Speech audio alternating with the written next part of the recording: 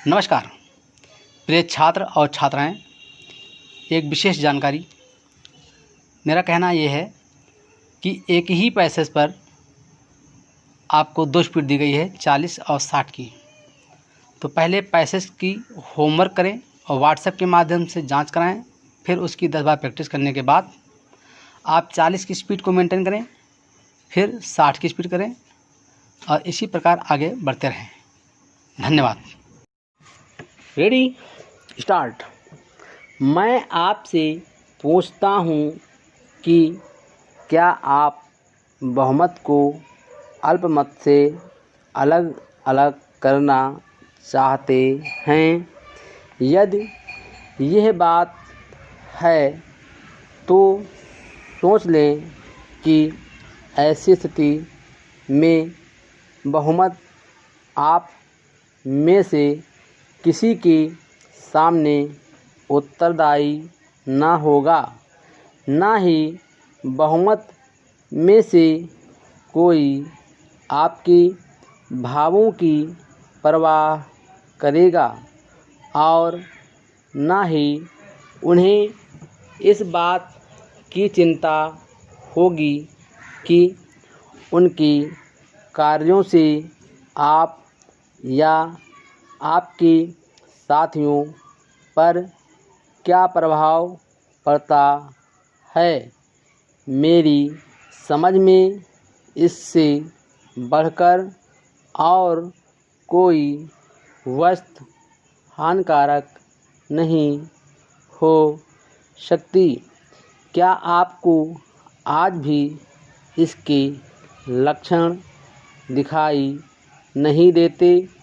क्या आपको उन हलकों में जो आज तक सर्वदा शांत ही रहे हैं, भड़के हुए सांप्रदायिक भाव दिखाई नहीं देते? मुझे इसमें तनिक भी संदेह नहीं कि किसी भी दृष्टिकोण से आप देखें, जुदा चुनाव के लिए आपकी चीख व पुकार आपके हितों के लिए अत्यंत ही घातक होगी और सब बातों के अतिरिक्त यह आज असामयिक और असंगत कही जाएगी।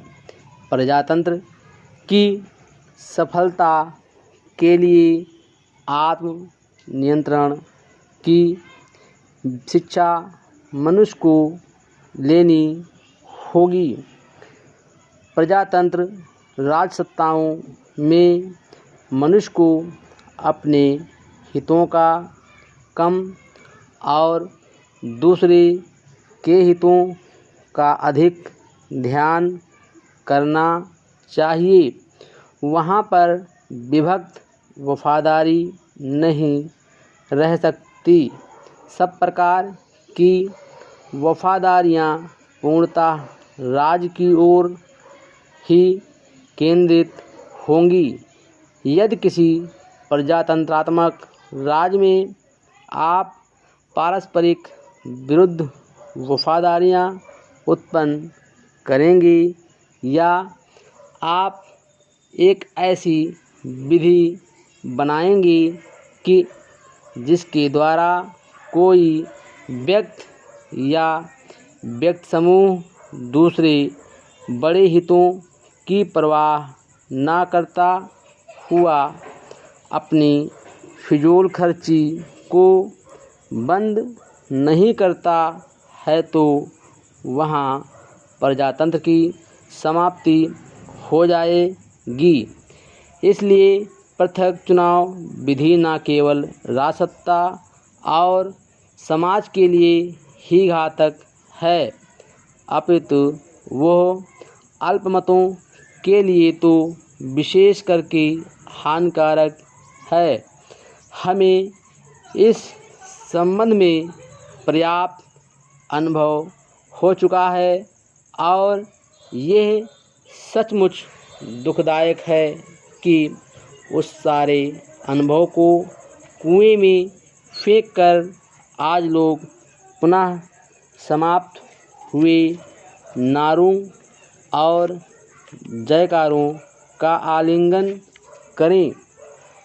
पिछले कुछ समय में भाषा के प्रश्न को लेकर देश में जो कुछ हुआ है, गाड़ियां जलाई गई, दुकानों और वाहनों के साइन बोर्ड व नंबर प्लेटों पर कोलतार पोता गया, लोगों से दुर्व्यवहार किया गया, फलस्वरूप अनेकों स्थानों पर कानून और व्यवस्था के नाम पर अश्रु गैस, लाठी वर्षा, गोली चालन आदि का जो दौर चला, उनमें शताधिक व्यक्तियों को अस्पतालों की शरण लेनी पड़ी, अनेकों को जीवन